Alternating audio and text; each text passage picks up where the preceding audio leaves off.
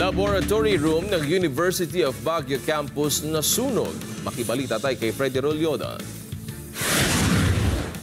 Nabulabog ang mga estudyante at mga empleyado ng UB campus matapos mamataan ang bahagyang usok na napag-alamang ng galing umano sa crime laboratory room na matatagpuan sa ikawalong palapag ng University of Baguio. Nagsilabasan mula sa kanilang mga classroom ang mga estudyante, mga faculty at staff para bigyang pagkakataon ang mga miyembro ng pamatay sunog na maapulang apoy sa naturang lugar. Ayon sa otoridad, nailunsad agad ang preventive evacuation sa pamumuno ng Baguio City Fire Department at Emergency Response Team mula sa mga affected rooms alang-alang sa safety ng mga estudyante at bahagi ng fire safety protocols na pinatutupad ng BFP. Ayon kay Baguio Fire Station City Fire Marshal Fire Superintendent Mark Anthony Dangatan, agad na nakaresponde ang mga bombero sa fire scene kung saan ay naganap bandang alas 3:50 ng hapon kahapon. Makalipas ang halos 7 minuto na ideklarang fire under control na ang nasabing sunog. Nag-iwan naman ng minimal damage ang sunog sa mga pader at ilang kagamitan sa naturang crime laboratory room. Paglilinaw ng university management na nagsasagawa umano ng laboratory experiment ang mga mag-aaral bahagi ng kanilang academic requirements nang maganap ang naturang pangyayari. Ito'y isang isolated incident ayon sa BP personnel. Wala namang naiulat na nadamay o nasugatan sa naturang UB campus fire incident. Nagsasagawa pa rin ng masusing investigasyon ng otoridad para madetermine ang pinaka-root cause ng insidente habang nagbigay babala ng pag-iingat ang otoridad alang-alang sa kaligtasan ng bawat mamayan. Pinasalamatan naman ng BFP ang mabilis na pag-aksyon ng UB Safety and Security Management Team